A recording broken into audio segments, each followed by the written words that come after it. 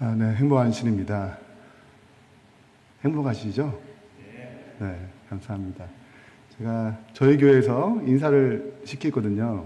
눈인사만 하는 거죠. 우리가 오늘 또 만나야 되겠지만 꼭 만나야 될 곳은 어딘가요? 하늘나라겠죠? 그러면 이제 옆에 있는 앞뒤로 계신 분들과 하늘나라에 또 만나고 싶으세요? 그죠? 표정이 밝아야 될까요? 아니면 좀 인상 쓰고 좀 어두워야 될까요? 밝아야죠. 상대방 오해할 수 있잖아요. 오해할 수 있잖아요. 그래서 지금은 악수 같은 거 못하니까 눈인사만, 얼굴만 이렇게 보면서 인사만은 똑같이 하겠습니다. 제가 하늘에서 하면 여러분 또 만납시다 하시는, 하늘에서 하면 또 만납시다 하고 인사를 밝게, 인사를 좀 나누면 좋겠습니다. 제가 하늘에서 또 만납시다. 또 만나겠습니다.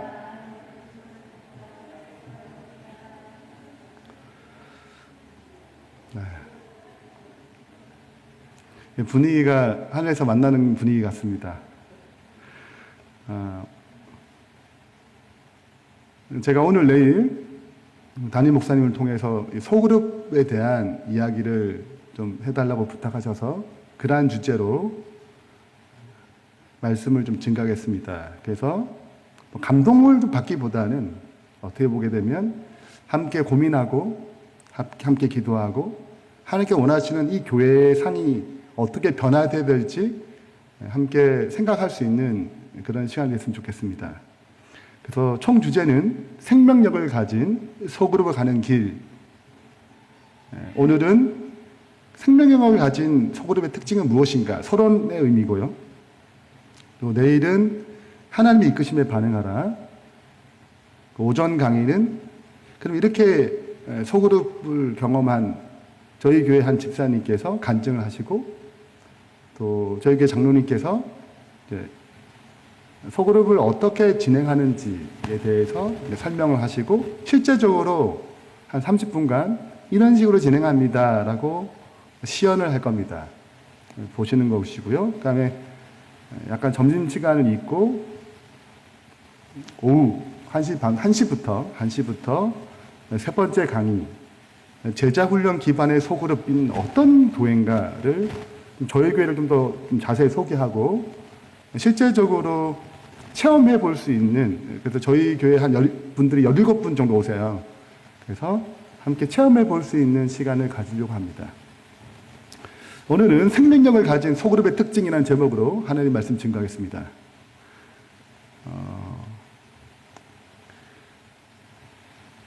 어느 예수님 잘 믿는 한 흑인 남자가 있었습니다. 근데 자기네 흑인 동네인데 조금 떨어진 백인 지역에 정말 아름답고 멋진 교회가 있었어요. 너무 잘 지어졌어요. 예배 드린 날이면 고급 승용차들이 와가지고 예배를 드리고 또 멋진 사람들 내려서 예배 드리는 모습이 너무 보기 좋았어요. 어느덧 이 흑인 성도가 소원이 하나 생겼습니다. 이런 멋진 교회에 가서 예배를 딱 한 번이라도 드렸으면 좋겠다. 그런 소망이 생겼어요. 그래서 기도하기 시작했습니다. 주님, 제 소원을 들어주십시오. 단 한 번만이라도 좋습니다. 저 아름답고 훌륭한 교회에 들어가서 예배를 딱 한 번만 드리게 해주십시오. 왜 그랬냐면 이 흑인이기 때문에 이 예배를 못 드리게 막는 거예요. 백인 지역에서. 우리는 백인들만 교회 오니까 미안하지만 오면 안 된다고 얘기를 하는 거예요. 그래서 가고 싶은데 이게 흑인이고 저는 백인 사회이고 백인들이 교회를 다니니까 못 가게 된 것입니다. 그래서 기도를 한 거예요. 한 번이나 좋으니 좀 어떻게 교회가 열려가지고 한 번 좀 가면 좋겠다. 이렇게 기도를 드렸어요. 며칠째 기도 드렸는데 어느 날 하나님께서 응답이 왔습니다. 하나님의 응답은 이와 같습니다. 얘야, 나도 저 교회에 한 번도 들어가지 못했단다. 우슬픈 얘기죠. 우리는 예수님 믿기 위해서 교회에 찾아왔는데 예수님 더 깊이 닮아가기 위해서 찾아왔는데 금방 불렀던 찬양처럼 예수만 바라보기 위해서 예수만 품기 위해서 이 교회에 왔는데 정작 교회에 예수님의 모습을 보기 힘들다는 것은 굉장히 슬픈 일입니다. 개인의 삶 가운데 내가 아니고 예수님이 가득하다면 내 모습이 누가 투영될까요? 예수님이 투영될 것입니다. 이게 그리스도인의 신앙의 복음의 가장 진수죠. 내가 할 수 없는 것을 이루시는 그리스도를 체험하는 것입니다. 복음의 기도는 내가 할 수 없는 거예요. 누가 이루시는 것입니까? 예수님께서 내가 할 수 없는 그것을 이루시는 것입니다. 그러니까 내가 십자가에 죽고 누가 사세요? 내 안에 그리스도가 사시는 것이 복음의 진수예요. 교회도 그렇습니다. 교회도 복음이 넘쳐야 돼요. 우리가 할 수 없는 것을 누가 이루시는 거예요? 그리스도가 이루시는 것입니다. 그래서 40일 동안 그런 기도를 드렸어요. 오늘 소그룹도 얘기할 텐데 소그룹도 똑같습니다. 그리스도 없이는 어떤 것도 일어나지 않습니다. 그분이 중심이 돼야 되고 그분을 닮아가기 위해서 나아갈 때 소그룹이 변화되는 것입니다. 12 제자들 예수님 때문에 변화됐어요. 그분이 중심 됐기는 변화됐습니다. 그 중심이 되기를 거절했던 가룟 유다는 변화에 실패했습니다. 그러나 어떤 모임이든 그리스도 중심적인 모임이 될 때 그 모임은 변화가 시작됩니다. 실제적으로 정말 예수님을 바라보고 또 성장하고 예수님 생명이잖아요. 그 생명을 바라보는 추구하는 교회는 생명을 낳게 돼 있습니다. 배가가 돼 있어요. 예수님은 남편이고 우리는 아내인데 여기 생명이 안 생기는 건 이상하잖아요. 그래서 실제적으로 이 자연적인 교회 성장이라는 이 책은 36개국에 1000개 이상의 교회를 설문조사했습니다. 420만 개 응답을 분석해가지고 내놓은 보고서예요. 이 책에는 정말 생명력이 넘치는 교회는 8가지 특징을 가지더라. 크든 작든 상관없어요. 크든 작든 어떤 나라든 상관없이 8가지의 요소를 가지더라라고 결론을 내렸습니다. 8가지 요소는 첫 번째는 사역자를 세우는 지도력이에요. 예수님도 이 땅에 오셨을 때 설교만 하셨어요? 설교하셨죠. 그러나 예수님의 가장 중요한 사역의 대부분의 시간은 12명의 제자들을 다음 세대의 리더로 사역자로 세우기 위해서 에너지와 그분의 시간을 들였습니다.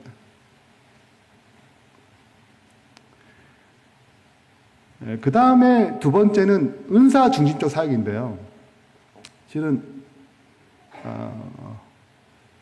이 자연적인 교회 성장에서 검사를 합니다. 이걸 원하면. 그래서 교회에서 30명 정도 핵심 멤버들 30명을 대놓고 검사를 해요. 그래서 평균 65점을 넘으면 이 교회는 성장한다고 평가를 내립니다. 근데 그 평가 중에 실은 우리 교단에서 굉장히 많은 사람들이 이걸 체크를 했거든요. 교회에서 이제 테스트를 받았습니다. 슬프게도 65점 넘는 교회가 거의 없습니다. 뿐만 아니라 그 8가지 이제 질적 요소를 체크하는데 가장 떨어지는 게 요겁니다. 은사 중심적 사역을 왜냐면 우리는 부서 중심적 사역을 합니다. 우린 부서 중심이에요. 그래서 은사 중심적 사역보다는 교회 자체가 부서로 돌아가거든요. 그래서 실제적으로 이 점수는 낮을 수밖에 없어요. 근데 하나님께서는 각자에게 뭘 주셨습니까? 은사를 주셨어요. 물고기가 물에서 이제 열심히 수영을 해야지 어떻게 물 밖에서 움직이겠어요? 토끼가 껑충껑충 해야지 어떻게 나무 위를 걸어 올리겠어요? 각자에게 개성이 있잖아요. 우리에도 각자에게 개성과 은사를 허락하셨습니다. 거기에 맞게 일하도록 하나님 허락하셨어요. 그런 걸 발견하고 찾아가는 것이 은사 중심적 사역입니다. 세 번째는 열정적인 영성입니다. 예수님도 늘 열정적인 영성으로 사역을 하셨어요. 밥 먹을 시간 없을 것만큼 그분은 희생을 하셨습니다. 헌신을 하셨고 사랑을 베푸셨어요. 그 중심에는 열정적인 영성, 하나님과 깊은 관계에 의해서 나타나는 것입니다. 이런 것들을 조사하는 것입니다. 네 번째는 기능적 조직. 예수님도 12 제자 기능적 조직을 갖췄어요. 70명, 120명의 오순절 사람들, 영감적인 예배. 그리고 6번째가 전인적인 소그룹이에요. 예수님도 소그룹으로 일하셨어요. 12명의 제자를. 때로는 3명으로 더 깊이 변화산에 데려가서 더 깊은 소그룹의 나눔을 가지셨습니다. 초대교회 소그룹으로 돌아가셨어요. 가정교회 중심으로 돌아갔습니다. 7번째는 필요를 채우는 전도예요. 그 사람의 필요가 무엇인지 알고 채워줌으로 전도하는 것. 7번째입니다. 마지막 8번째가 사랑의 관계예요. 근데 굉장히 중요한 것은 이 8가지가 다 가치가 있는데 이 중에 한 개를 딱 꼽자면 이게 가장 중요하다. 이 8가지 다 중요한데 딱 한 개만 뽑는다면 뭘 것 같아요? 6번째, 전인적인 소그룹입니다. 이게 가장 중요하다는 거예요. 그러면 이게 뭐야? 전인적인 소그룹은 뭐야? 우리도 구역을 하는데? 뭐야? 우리도 잘하고 있는데. 그래서 전인적인 소그룹이 무엇인지, 그리고 소그룹이 아닌 것은 무엇인지를 구별해야 되는 것입니다. 왜냐하면 굉장히 많은 소그룹이 있거든요. 교회 안에는. 근데 그게 전인적인 소그룹이 아닌 것이 있습니다. 그건 이제 전인적인 소그룹이 무엇인가를 살펴볼게요. 사람이 몰려오는 소그룹 인도법이라는 이 책에서 전인적인 소그룹이란 정의를 내렸습니다. 그것은 영적인 세움, 돌보는 거예요. 그리고 치유가 일어나는 것입니다. 원래 영적인 치유는 언제나 죄를 고백할 때, 연약함을 고백할 때 일어납니다. 오순절날 어떻게 120명이 그 성령의 큰 은혜를 받았어요? 사도행전에는 그들이 자기의 죄를 고백하고 그들에게 서로의 미안함, 용서를 구했다 그랬어요. 자기의 연약함이 나타날 때 하나님께 영광 받는 것입니다. 우리의 수치가 드러날 때 하나님께 영광 받아요. 그래서 치유가 일어났거든요.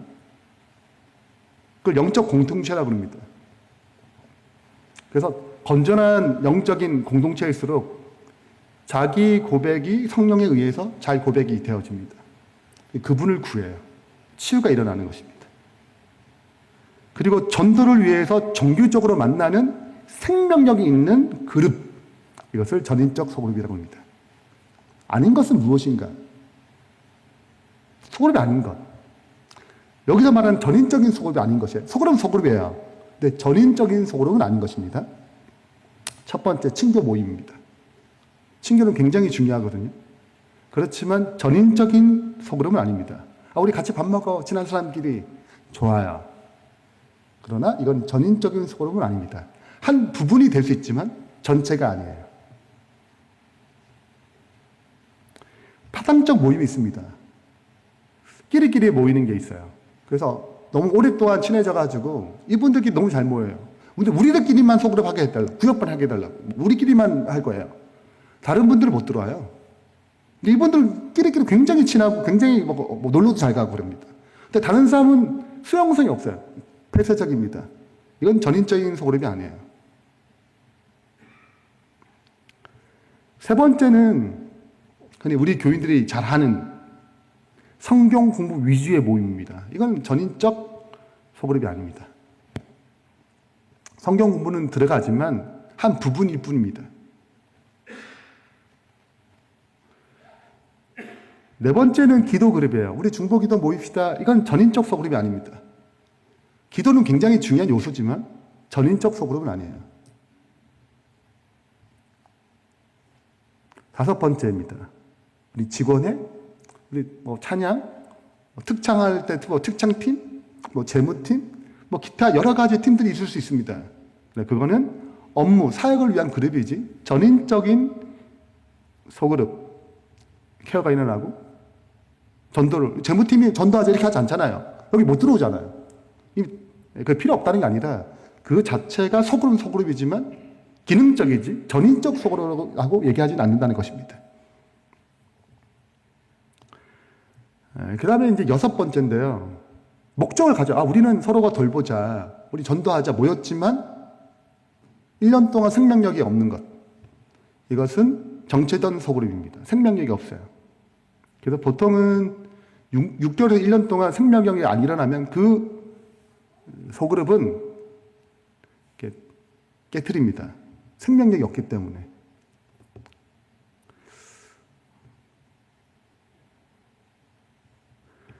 이 소그룹의 중요성은 교회적은 7권 22페이지에 나와 있습니다. 실수가 없으신 분께서 나에게 제시하여 주신 것은 그리스도인 활동의 기초예요. 그리스도인 활동의 기초. 기초가 뭐냐? 적은 무리로 된 반, 소그룹이죠. 들을 만드는 것이다. 교회에 신자가 많으면, 신은 많을수록 이게 중요한데요. 신자가 많으면 작은 반들, 작은 속으로 나누어서 두 가지를 합니다. 첫 번째는 뭘 해요? 신자뿐만 아니라 신자를 돌봐야 됩니다. 서로가 케어받아야 돼요. 우리가 온전하지 않기 때문에 그렇습니다. 신자뿐만 아니라 누구도 불신자도, 그러니까 세움과 영적인 세움과 영적인 돌봄과 영적인 치유가 또 하나가 뭐예요? 전도하는 일을 하도록 해야 되는 것입니다. 이게 영적 공동체, 전인적 소그룹이에요. 여기서 벗어나는 것은 소그룹은 소그룹이지만 전인적 소그룹이 아닙니다. 이 두 가지 기능이 살아있어야 돼요. 근데 많은 경우에 이제 보통 구역반 소그룹 하자 그러면, 자, 이 제일 쉬운 방식이거든요. 네. 지역별로 모여주세요. 자, 이렇게 진행하시면 돼요. 하고, 모여주세요. 라고 하지만, 일반적으로 거기는 생명력이 대부분 없습니다. 잘 모이지도 않아요. 그 얘기는 제가 다 해봤다는 얘기입니다. 네. 가장 실패하는 소그룹 방식이 일방적으로 자르는 거예요. 뭐 지역별로, 나이별로 이렇게 자르는 것입니다. 전혀 준비되지 않은 리더들을. 네. 그들은 훈련 받아본 적 없고, 체계적으로. 그는 전도할 능력이 없어요. 양육할 능력이 없습니다. 네. 그냥 양육할 수 있겠지만 체계적으로 양육할 수 없어요. 세상도 초등학교부터 대학교까지 이렇게 성장시키는 프로그램 있잖아요. 근데 우리는 없다면 성장을 잘 시키지 못합니다. 균형지게 성장시 못 시켜요. 그래서 진짜 소그룹 고민하게 되는 것입니다. 책은 좀 낡게 보이지만 굉장히 유명한 책입니다. 성장하는 미래교회, 메타교회, 칼 조지 박사가 쓴 책입니다. 이 책은 흔히 센세이션을 일으켰어요. 그래서 많은 교회가 이렇게 변화하는 교회로, 이 큰 교회를 다 변화에 민감한 교회로 전환하는 일을 했습니다. 여기에 보면 어떤 얘기가 나오냐면, 자기가 어렸을 때 잡화점이 하나 있었대요. 근데 그 지역에는 잡화점 요거밖에 없기 때문에 자기 동네에 사람들이 다 흘러가서 잡화점에서 물건을 사는 것입니다. 그러면 손님에게 취향에 맞게 이제 주인이 생각해서 요게 필요하지 않겠나 해서 자기가 몇 개 물건을 골라가지고 전시하는 거죠. 그래서 사람들이 또 사가는 것입니다. 어느 날 사람들이 안 오는 거예요. 점점. 단골만 오고 사람들이 자꾸 안 와. 왜 그런지 이제 조사해봤더니 저쪽에 하나의 매장이 생겼습니다. 이 매장은 좀 달라요. 예를 들면, 진공청소기 팝니다면, LG전자, 삼성전자, 다 이렇게 골고루 쫙 나열되어 있습니다. 이렇게 물건을 골라서 그 중에 제일 좋은 것, 자기에 맞게 고르는 거예요. 자기는 하나 맞게, 자기 생각에 제일 좋은 거 하나를 딱 가져왔는데, 여기는 회사마다 다 비싼 물건이 다 있는 것입니다. 갈등이 생기겠죠. 나는 어떻게 해야 되나? 계속 이대로 살면, 이대로 그냥 잡화점 밀면 내 이 잡화점이 이 지역에서 존재할 것인가? 아니면 망할 것인가? 기로에 놓여 있는 거죠. 이 책에는 이렇게 얘기합니다. 오늘날 교회도 비슷하다. 비슷해요.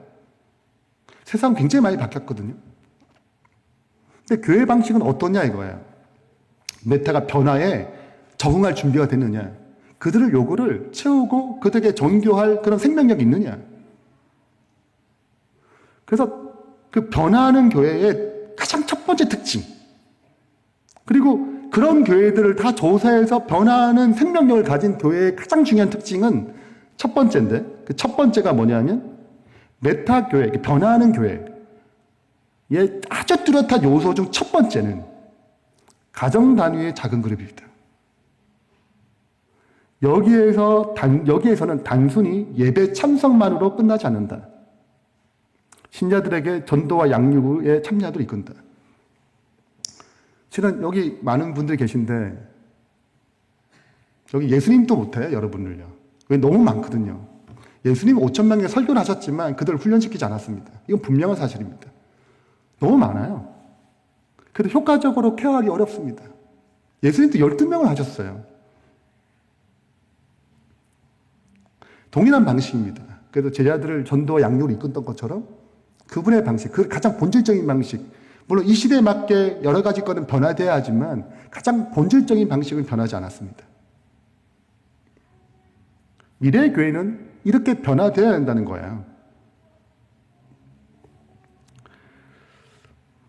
성경을 통해서 좀 확인해 보겠습니다.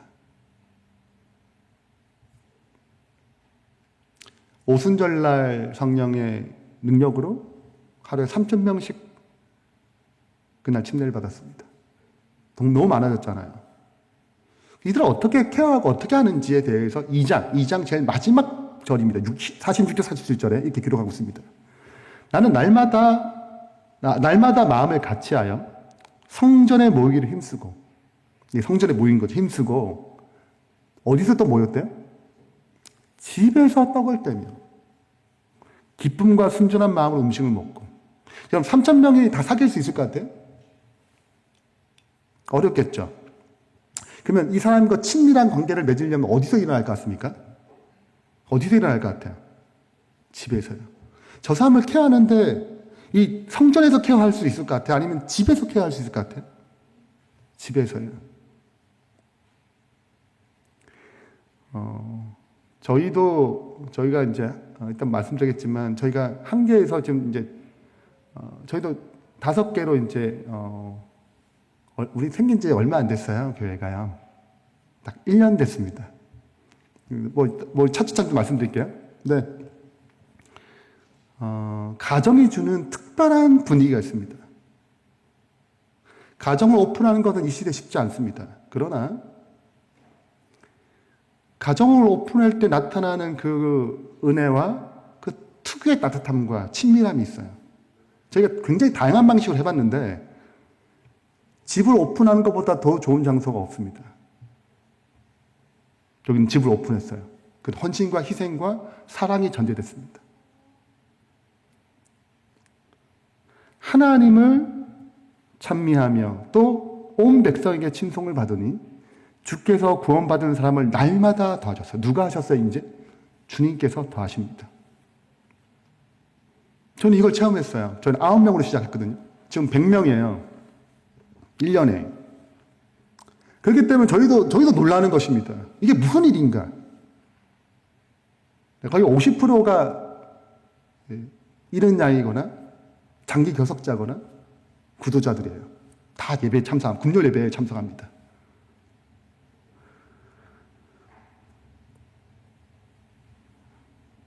형제들아, 스데바나의 집은 곧 아가냐의 첫 열매요. 또 성도로 섬기기로 작정한 줄 너희가 아는지라. 이제 뭐가 됐습니까? 집이 뭐가 됐어요? 교회가 됐습니다. 첫 열매고 그 집이 뭐가 됐어요? 교회가 됐어요. 예루살렘을 제외하고는 나머지 사도 바울이 열심히 전도했잖아요. 교회가 없어요. 어디가 교회예요? 가정이 교회예요.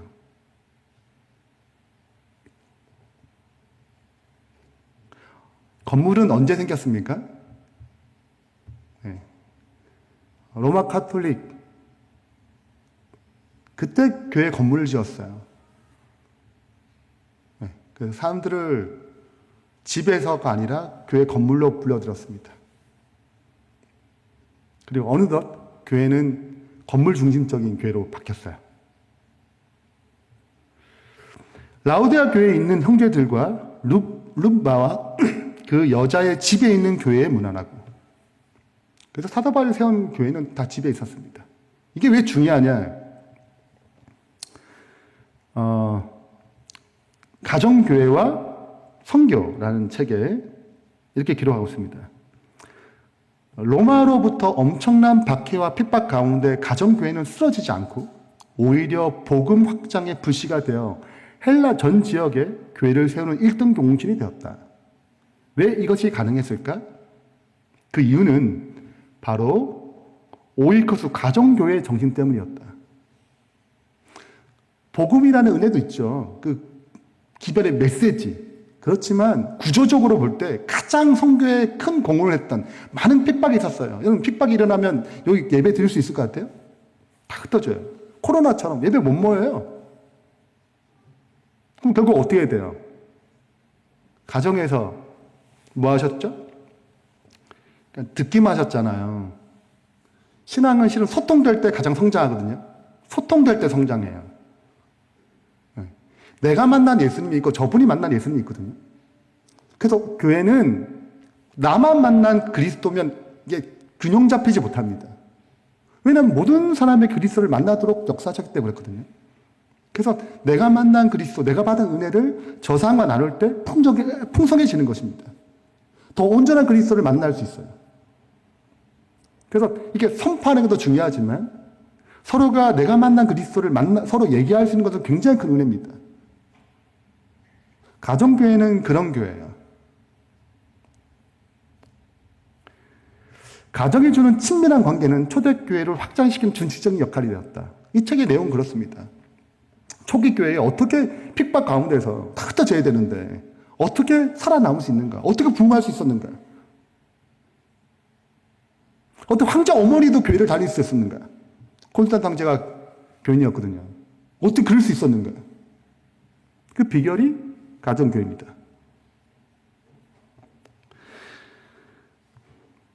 여기에는 몇 가지 얘기를 합니다. 첫 번째, 재정적 부담이 없어요. 건물을 유지할 필요가 없습니다. 그리고 가정이 주는 친밀한 영적 공동체를 형성할 수 있습니다. 그리고 신앙 훈련이 이 회당에서 하는 것보다, 이게 건물에서 하는 것보다 훨씬 더 자연스럽게 잘 일어난다는 것입니다. 저희가 해보니까 진짜 그래요. 그리고 그래서 재생산도 배가도 자연스럽게 더 강력하게 더 많이 일어납니다.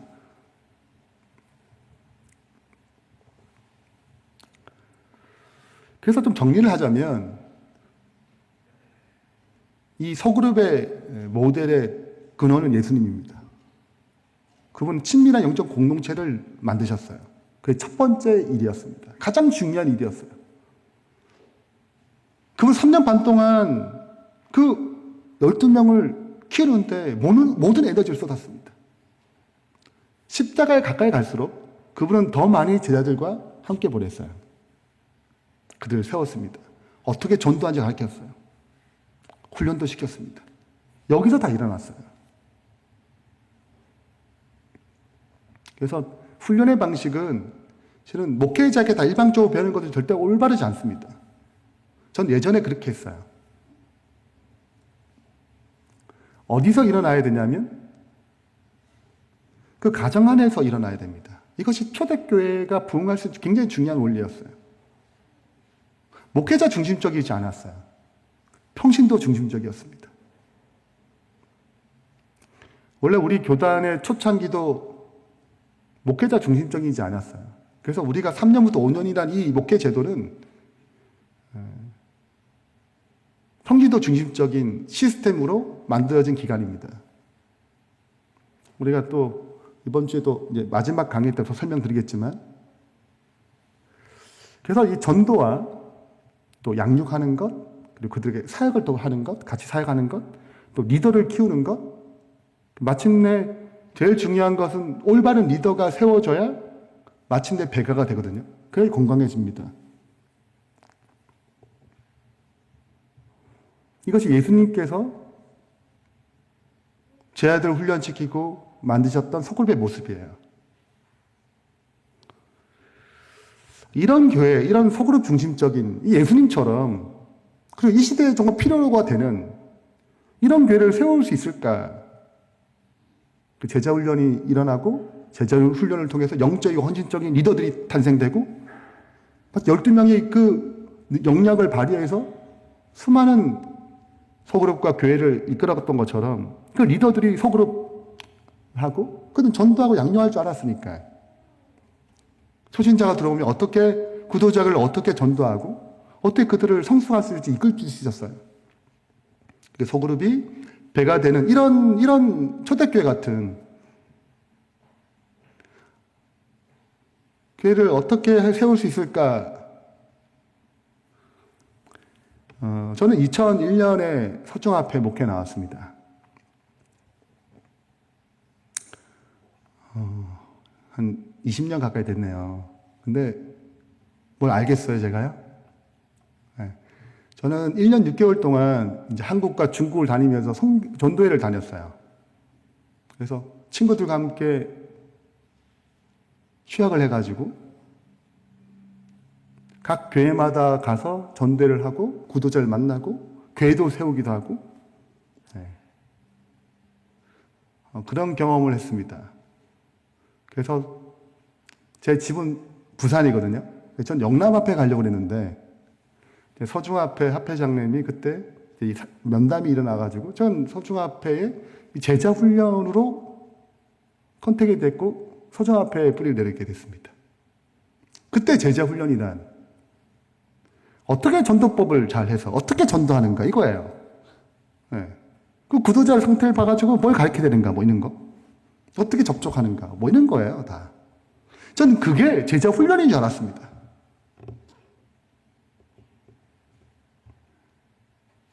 그때는 그런 분위기였어요. 2001년도입니다. 지금 같은 분위기 아니에요. 그때는 그게 제자훈련이었습니다. 근데 제가 평신도를 훈련시켜보니까 안 되더라고요. 왜 안 되지? 뭐 이런 생각을 많이 했습니다. 네. 저랑 같이 이제 제가 훈련시켰던 꽤 많은 신학생들은 훈련이 되더라고요. 근데 평신도도 훈련이 잘 안 되더라고요. 그리고 처음으로 이제 담임 목회자로 2003년에 한 교회에 담임 목회자가 됐습니다. 안 되더라고요. 제자 훈련. 네. 그리고 어떻게 이 교회를, 목회자 다 그런 마음이 있잖아요. 어떻게 이 교회를 부흥하게 시킬까? 설교만은 안 돼요. 우리 교회의 특성상 설교는 굉장히 중요하지만 설교만은 절대 안 돼요.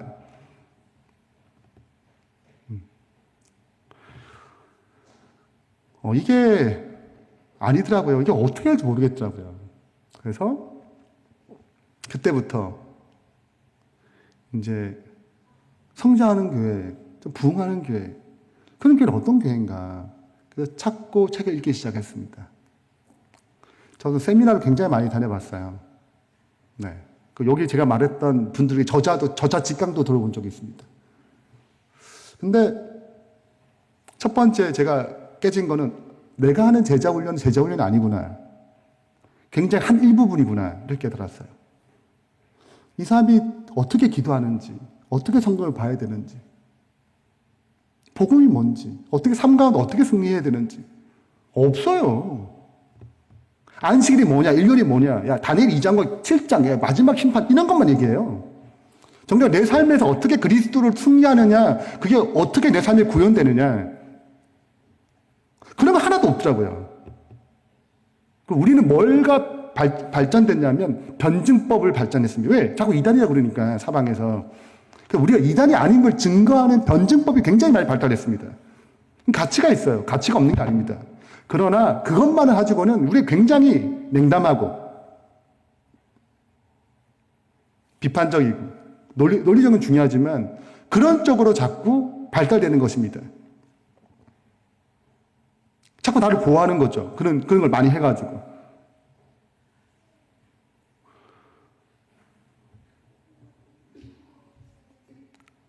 그래서 첫 번째는 내가 생각했던 제자훈련이 아니라는 걸 알게 됐어요. 예수님이 이렇게 제자훈련을 안 했다는 걸 알게 됐습니다.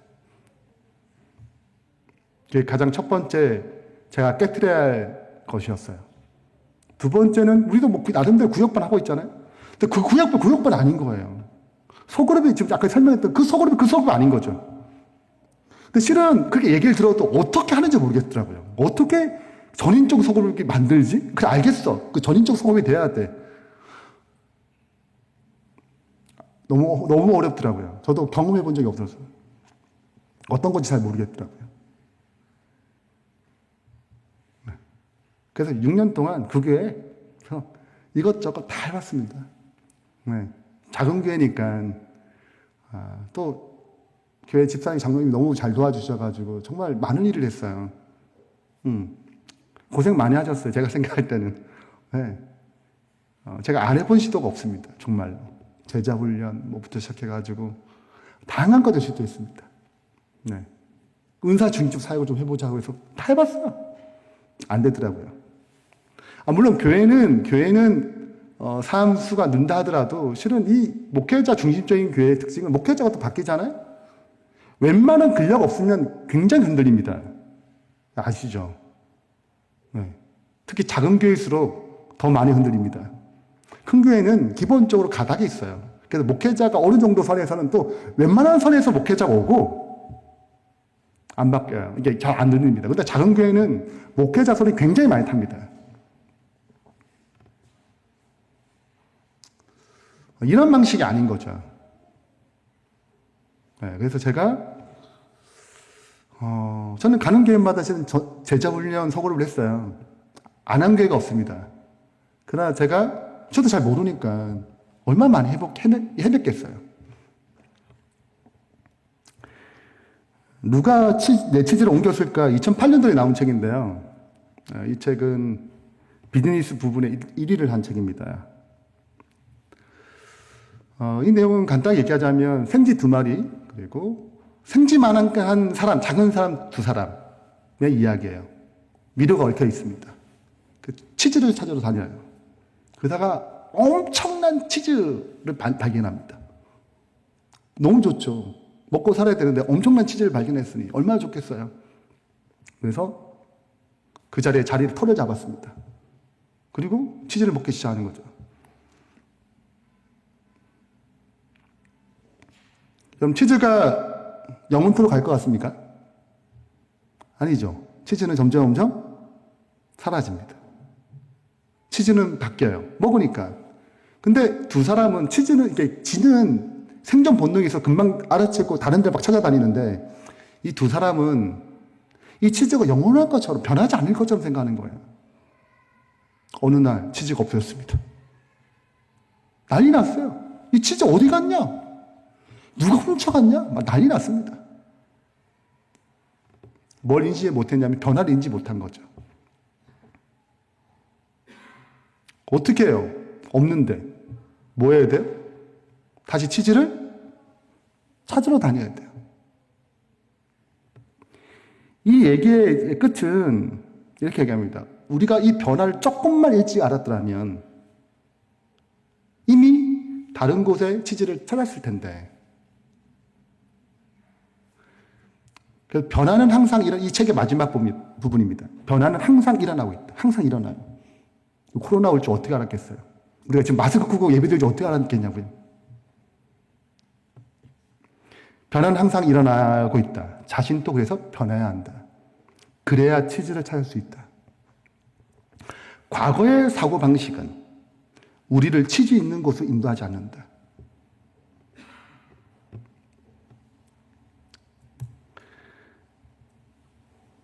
주님을 위해 수고하며 주의 사업을 이루기 위하여 새로운 방법들을 고안해야 한다. 새로운 방법들, 새로운 시도. 기도하면서 하나님의 인도하심에 따라서 새로운 시도를 해야 돼요.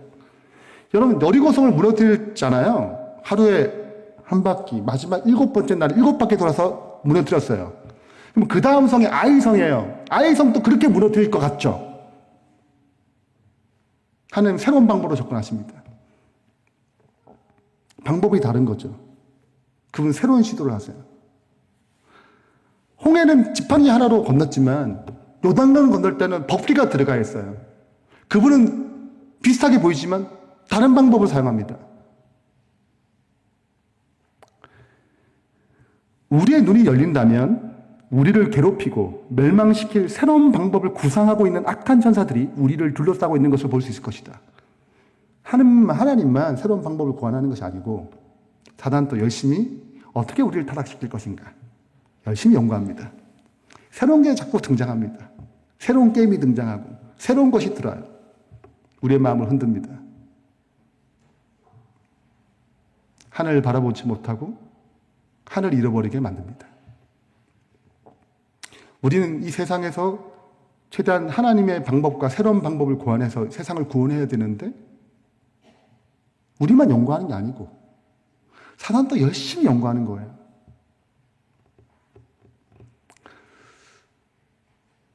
제가 제 나름대로 제자 훈련 소그룹에 대한 프레임을 깬 지가 제가 볼 때는 한 5년 됐네요. 방식을 바꿨습니다. 제자 훈련 방식을 바꿨어요. 이건 아니다. 아니다. 이 시대에 안 맞는 방식이에요. 이건 다 어떻게 했냐면 저 사람들이 내 걸 알아서 잘 배우고 가길 바랬지만 원래 제자가 제자를 낳아야 되거든요. 그럼 제자가 또 제자를 낳아야 되는데 이런 일이 안 일어나는 것입니다. 그래서 방식을 바꿨습니다. 그것이 첫 번째 제자 훈련이에요. 2015년 10월 28일 제자 훈련 시작을 했습니다. 이 방식을 바꿨습니다. 우리 거리가 좀 있기 때문에 이거는 이제 이때부터 영상으로 거리가 있어서 그래서 우리 교회 이때는 우리 교회는 아니었지만 저도 뭐 각자 있는 선교단이었거든요. 선교단의 이름으로 일단은 지금 이때는 집사님이었어요. 지금 이제 우리 교회 장로님이지만 이때 처음 제자 훈련 시작했습니다. 그리고 방식을 바꿨어요. 티칭 방식을 버렸습니다. 누구나 할 수 있는 같이 읽으면서 나눌 수 있는 방식으로 바꿨어요.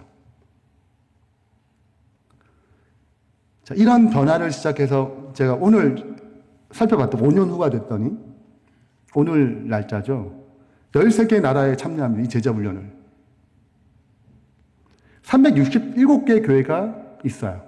이 제자훈련 하는 분들이. 저희가 밴드를 운영하는데 밴드에 가입하는 숫자가 1528명입니다. 오늘까지 그렇다고요. 3명에서 시작했습니다.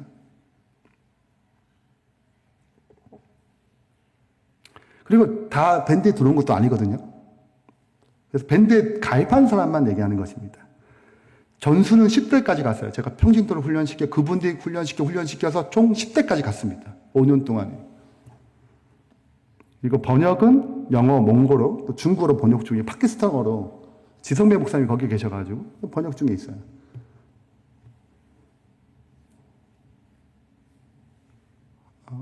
패러다임을 바꿨어요. 제자훈련은 본질은 똑같습니다. 방식을 바꿨죠. 그때 놀라운 일이 일어난 것입니다.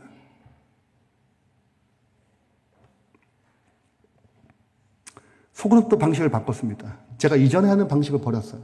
이렇게는 안 되는 거구나. 그래서 2018년부터 새로운 시도를 시작했습니다.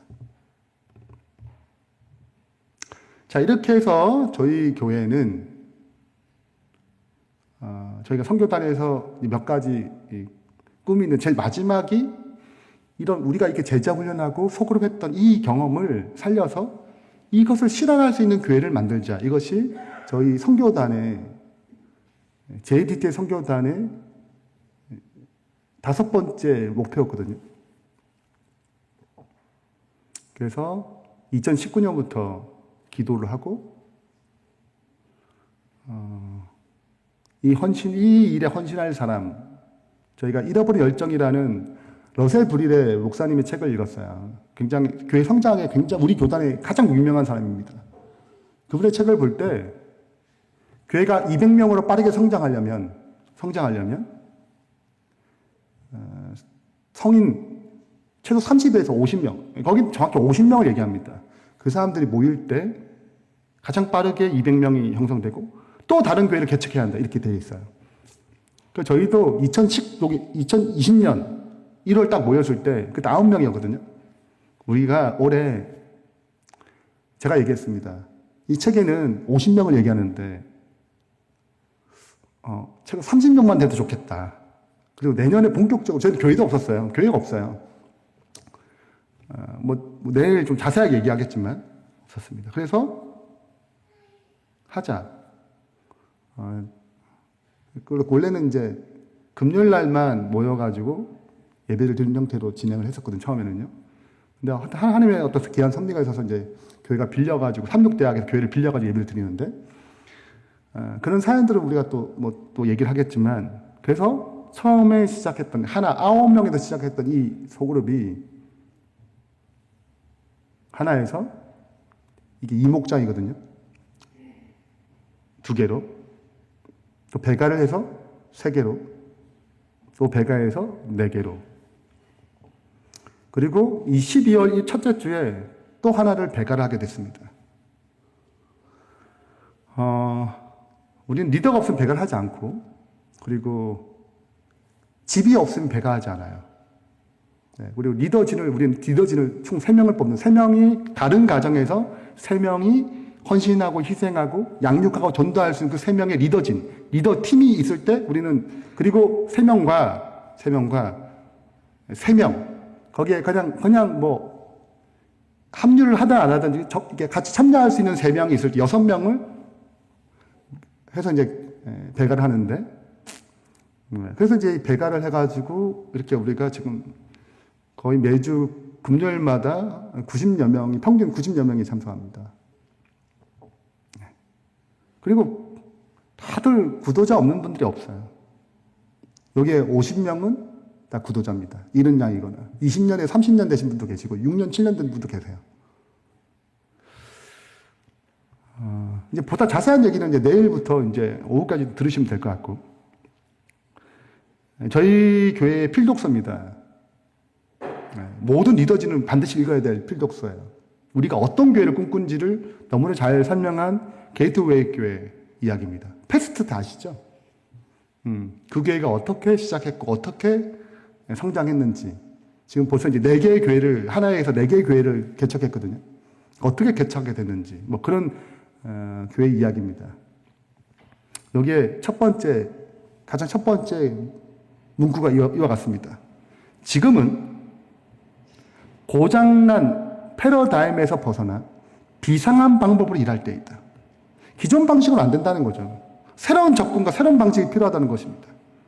저는 이 본국교회에 맞는 새로운 방식이 있다고 믿습니다.